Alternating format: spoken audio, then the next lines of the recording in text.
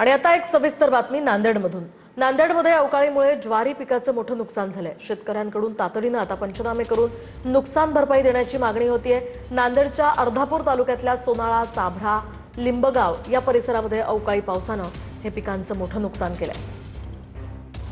नांदेड जिल्ह्याला अवकाळीचा तडाखा बसलाय। मी सध्या अर्धापूर तालुक्यातील सोनाळा या परिसरामध्ये आहे। या भागातला चाभरा असेल, सोनाळा असेल, खैरगाव असेल आणि लिंबगाव या परिसरामध्ये मोठ्या प्रमाणात वादळी वाऱ्यांसह गारपीट आणि मोठा पाऊस झालाय। आपण बघू शकता की मी सोनाळा या गावातल्या एका ज्वारीच्या पिकामध्ये आहे। आलेल्या वादळी वाऱ्यांमुळे, पावसामुळे जी ही सगळी ज्वारी जी आहे ती भुईसपाट झाली आहे। अक्षरशः 4 पैसे शेतकऱ्याच्या हातात येणार होते, पण सगळं हे भुईसपाट झाल्यामुळे आता शेतकऱ्यांच्या निराशा होताना पाहायला मिळतात। अगोदरच शेतकरी मोठ्या प्रमाणात हतबल आहे।